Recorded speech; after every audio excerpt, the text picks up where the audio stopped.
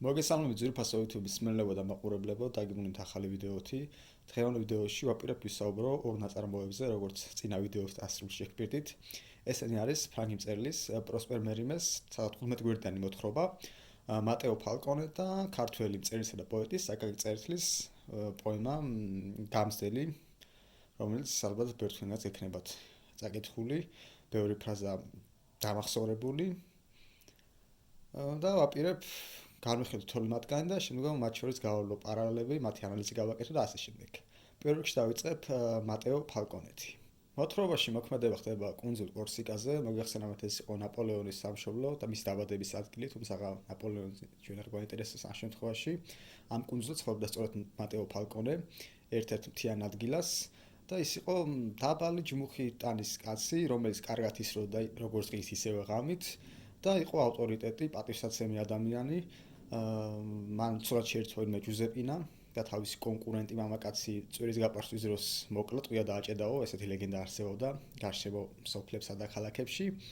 შემდეგ შეეძინა მას სამი ქალიშვილი და ისინი დაათხოვა და ბოლოს როგორც იქნა ეყოლა ვაჟი, გვარის გამგრძელებელი, სახელად ფორტუნატო.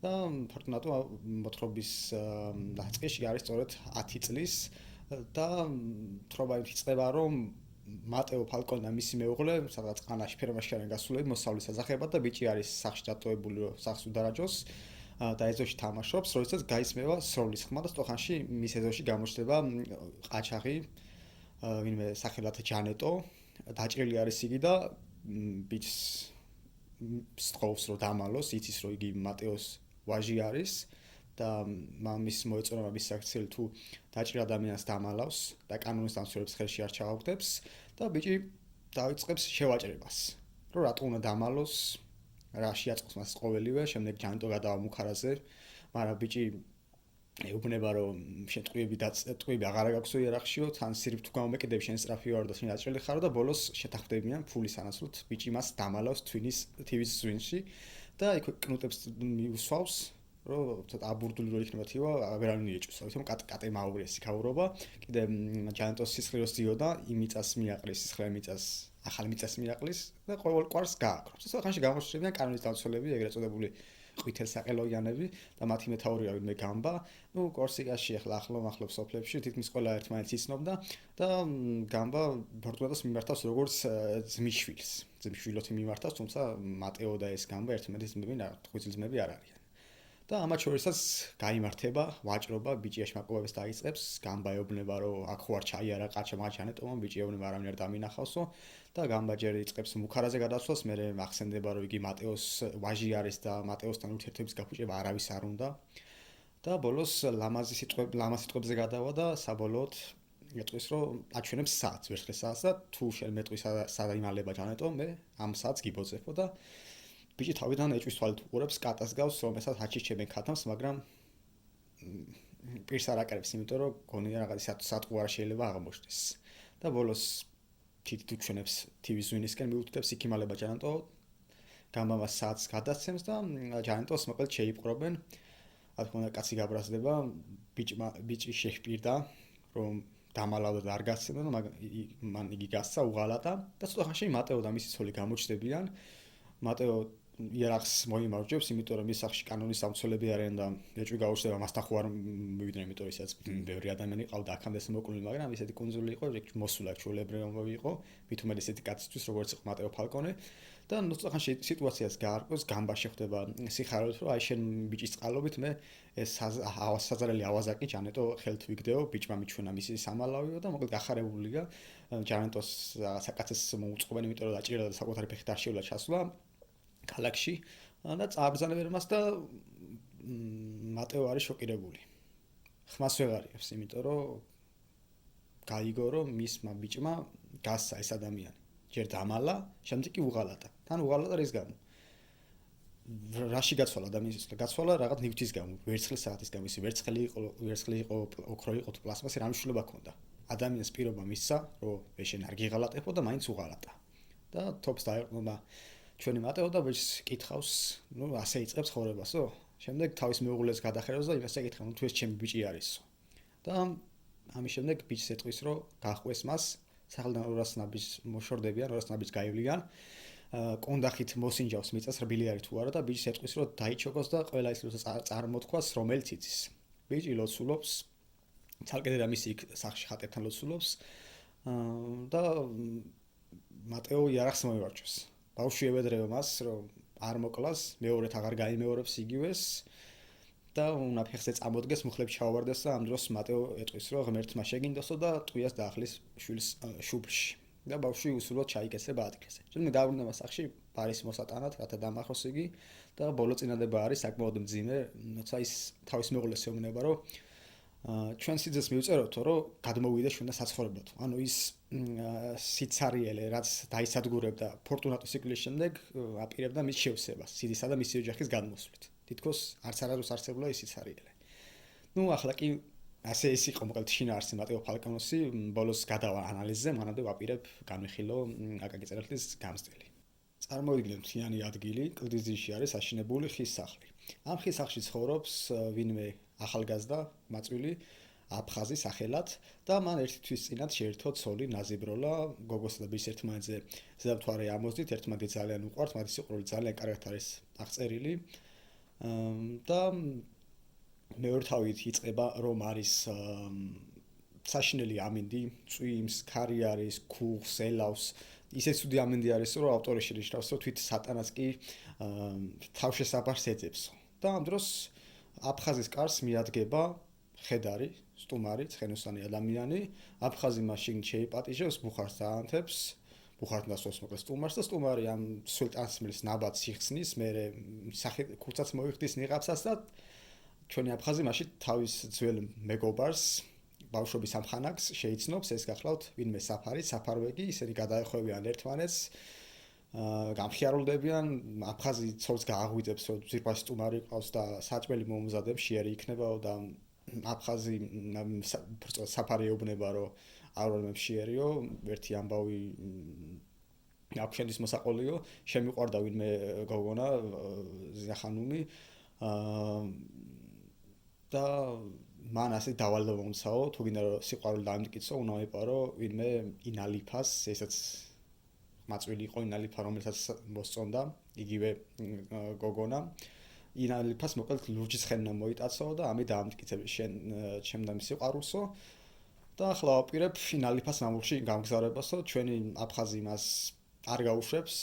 მესმის რომ ვაშკაცი ხარო, მესმის რომ საქმის გამკეთებელი კაცი ხარო, მაგრამ აქაურობა შენ კარგად ის არ იცნობ როგორც მე, თან საშინელი ამინდია გაერთასთან მე გადაიჯახები ან დაიკარგები, ამიტომ დარჩი აქ სახში იყავით ვილად გამოშრი, დაიძინე, მე წავალ და მოგიყვან ამ ხეს, აბა რისის ვარ მე მეგობარი, რისთვის გავიზარეთ ერთად. მოკლედ გაიმგზავრება ჩვენი აფხაზი ცხენის მოსატაცებლად და ასრულდება მეორე თავი, მოტაცების ენა ახლა არ არის აღწერილი, მესამე თავი ვერ დავიწყება იმით რომ ცხენი უკვე მოტაცებული ყავს და მიემართება სახში მხიარული, სახში შევა, ხედავს რომ ის მეგობარ შვიდად ზინავს და ახლა უნდა გაემართოს საკუთარ საძინებელში, სადაც თავისი მეუღლე ნაზიბროლა ეგულება და რას ხედავს? ოთახი არის არეული, ნაზიბროლას არ ზინავს, ტირის ყელსი ყავს, კედლის თავს სურტყავს და ჩვენი აფხაზი ყველაფერს მიხვდება. მიხვდება რომ თავის ძვირფასმა სტუმარმა ოჯახი წაუბილწა, ცოლი წაუბილწა, შეურაცხო იგი და იატაკზე ჩაიკეცება, მერე გონსმოვა, ხვდება რომ ცოლი უარეს დღეში არის და მასთან მივა ჩაეხუტება, დაუყოვებს რომ ეს ყველაფერი სიზმარი იყო, უნდა დაივიწყოს.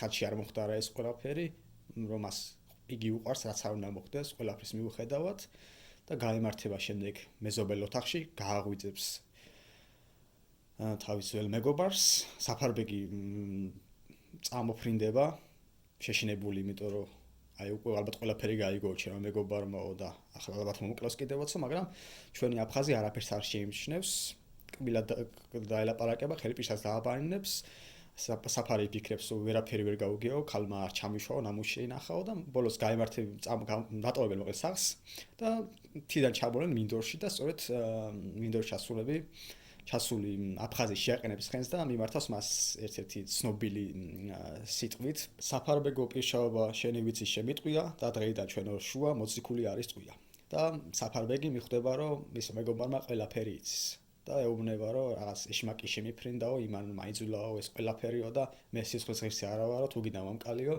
მაგრამ აფხაზი მას შეუნდობს, უბრალოდ ეთქვის, რომ დღეიდან ჩვენ შორის მეგობრობა ვეღარ ექნება, მე შენ ვეღარ მოგენდობი, ამიტომ სათხობეზე აღარ გამაკარო და ერთ-ერთი ასაც გთხოვ ეს არის, რომ წახვიდე შენ აღზელთან და როგორც ის რასაც ის გეტყვის, ისე მოიქეციო რა. ეს ახსარება შეიცოდები, ყველაფერი ჩააბარეო. და ჩამოქვეითდება აფხაზი ცხენიდან, მოპარული ცხენიდან და თავის სახლისკენ მიუვალ ბილიქს აუყვება საკმაოდ მძიმედ და ამ სიარულში იგრძნობა ის ტკივილი, რომელიც მას მეგობარმა მიაყენა. და შემდგომ მეოთხე თავი, ბოლო თავი არის იგი. ჩვენი საფარბეგი მისულია თავის აღზრდელთან, ეს გახლავთ ჰაჯი უსუფი, რომელიც არ არის განთქმული არც თავის სიმდიდრით, არც თავისი ქონებით, არც ვაჟკაცობით, იგი განთქმული არის თავისი კუჭკუითა და გონებით. მას არაერთი ახალგაზრდა აღუზდია და ბევრისგან კარგი ვაჟკაცი დაუყენებია და ალბათ საფარბეგზეც იგივეს ფიქრობდა, მაგრამ აი აქ შეცდა, საფარბეგი მას უამბობს, რაც შეცოდა, რაც გაუკეთა მეგობარს და მის ოჯახს. ჩვენი აღზრდელი მას გულისყურით უსმენს და დასასრულს იგი ამოიღებს გატენილ დამაჩას, ჩვენი საფარი მკერს მიუშვერს, რომ სადავარო მომკლაო, ამით მოვინანიო ჩემი ცოდვანიო და ჰაჯი უსუფი მას ეტყვის, რომ შენ სიკვდილის რას ღირსი ხარ, სასიკვდილე მე ვარ ხოლმე, რომ კაცად ვერ აღმიზდი ხარო და ტყვიას შუბში დაიხლის. და ასე სრულდება ეს პოემა. რახან ორივე ნაწარმოების შინაარსი გიომბეთ, ახლა გადავიდეთ ანალიზზე. მატეო ფალკონე რო ავიღოთ. ფორტუნატო არის წიგნში 10 წლის. 10 წლის ბავშვი არის. 10 წლის ბავშვის შეცვლა თავიდან ახლა არის ჩვეულებრივი ამბავი. ანუ მამას რომ მისთვის იარაღი დაემიზნებინა და ბავშვო ეთხოვა რომ მამა მე მეორჯერ აღარ გავიმეორებ, ის იმდენში შეჭამდა, რომ მართლა მეორჯერ იგივეს აღარ გაიმეორებდა. სულ სხვა ადამიანი დადგებოდა ამ ბავშვისგან შემდგომში. მაგრამ მატეო ფალკონე იმ ადამიანთა კატეგორიას მიეკუთვნება, რომელიც საკუთარ თავს არასდროს არ ადანაშაულებს. მისი აზრით ბავშვი ამ მთელი 10 წლის განმავლობაში უკვე უნდა ესწავლა. კაცობა რა იყო, იმიტომ რომ მატეო ფალკონეს ოჯახი იზრდებოდა. მისგან უნდა აიღო მაგალითი. და თუ ამ წელიწადში ვერ ისწავლო, მე რაღაც ისწავლის, ამისგან რა კაცი დადგებაო და ჩათვალა, რომ იგი მისი შვილი აღარ იყო სიცოცხლეში და ამიტომ მოუსწრაფა. ერთი წამი არ შეუტანია ეჭვი თავის თავში, იმიტომ რომ მას ღმერთმრევლად იგი იყო სამაგალითო მამაკაცი, სამაგალითო მამა. ამიტომაც მისი აზრით 10 წლის ბავშვს გონება ისინი ქონდა განვითარებული, რომ ეს ყველაფერი დაენახა და ზუსტად ისეთი გამხდარი იყო, როგორც მამამისი იყო. თუმცა ვაღიარებ, რომ ფორტუნა ამდენჯერაც ეს მოთხრობა წავიკითხე, ბევრჯერ მოგწაკითხული ძალიან მიყვარს. ფორტუნატო მაინც არც ერთხელ არ შემწოდება, იმიტომ რომ მანამდე ისეთ გვიხასიათებს პროსპერბერი მეამბავს, ანუ ჯერ რო ყაჩაღს ევაჭრება და მე კანონის დამცველს და ფულის გარეშე და რაღაც ძვირფასეულების გარეშე მათ არაფერს არ უსულებს და დახმარებას არ უწევს, ხო? რაღაცნაირად არ მიჩნდება ამ ბავშვის მიმართ სიმპათიები, იმიტომ რომ ხვდები რომ მატეო ფალკონე ესეთი კაცი არ არის. მართლა არის, მაგრამ ავიც 10 წლის ბავშვის ესე გაიმეტვა მოკლა, ხელი ჩაიქნიო მასე რომ ამას აღარაფერი ვეღარშულის გონი ძალიან არასწორი არის და მატეო ფალკონეს ადგილას უბრალოდ მე მას იარაღი დავაშინებდი, იარაღის ლულას ჩავახედებდი და ბავშვი მხელაში შეჭამდა, რომ ჩემს იგი მეორჯერ მსგავს რაღაცას აღარ გაიმეორებდა. ხოლო ეხლა გადავიდეთ გამზელზე, კერძოდ კი საფარბეგზე. საფარბეგის ეხლა ასე კი არ არის დაკონკრეტებული, მაგრამ ვივარაუდოთ, რომ ეს არის 25 წლის ახალგაზრდა. ანუ უკვე იმ ასაკშია, როდესაც ადამიანის შესვლა ალბათ თითქმის შეუძლებელია, წარმოუდგენელი არის, უკვე აღზრდილი არის და თავის თავი ნაპოვნი ყავს. კარგია, ცუდი არის, მას უკვე ვეღარ შევცვლით. შესაბამისად, დასრულს იგი მართლა სიკვდილის ღირსი იყო ჩემი აზრით და ჰაჯი უსუფს არ დამოეკლა თავი, იმიტომ რომ საფარბეგი თავიდან რა თქმა უნდა ცუდ დღეს ჩავარდებოდა, იმიტომ რომ მის საქციელის გამო დაკარგა ორი ადამიანი, თავისი ბავშვობის მეგობარი და თავისი აღზრდელი, მაგრამ შემდგომში გამოხდებოდა ხანი და სევდის ჩაცხრომას ჩემი აზრით იგივენაირი მეთოდებით ეცდებოდა, იმიტომ რომ იფიქრებდა, აი რა, ორი საყვალესი ადამიანი დავკარგე. ერთ-ერთი მოკვდა, მეორესთან მისული გზა აღარ მაქვს, მოჭრილი მაქვს ყველანაირად. და რაღაც ნამჩენი ამ ცხოვრებაში, რაღა მოხდა საკარგი და იგივე დანაშაულს გაიმეორებდა, ახლობელ ადამიანს გაუკეთებდა თუ უცნობს არ აქვს მნიშვნელობა. იმიტომ რომ გაზრდილ ადამიანი, როცა უკვე ის დანაშაულთ არის შემდგარი, მას უკვე ვეღარაფერი ვეღარ შეცვლის. 10 წლის ბავშვი შეცვლას თავისუფლად არის შესაძლებელი. სადაც 15-16 წლის ასაკამდე შეგიძლია შენ ადამიანი შეცვალო. მე ძალიან ჭირს. ასე რომ ჩემი აზრით მე ამ ორ ნაწარმოებს დასრულებს შეუცვლიდი, ასე უფრო მართებული იქნება ჩემი აზრით. ყოველ შემთხვევაში მე ასე ვფიქრობდა. თქვენ რას ფიქრობთ, შეგიძლიათ კომენტარებში დააფიქსიროთ თქვენი აზრი. დღეს კი ამით დაგემშვიდობებით, სრული სალამი შეგიძლიათ გამოიწეროთ ჩემი არხი, მოიწონოთ ვიდეო და შევხვდებით მომავალ ეპიზოდში. კარგად ბრძანებოდეთ.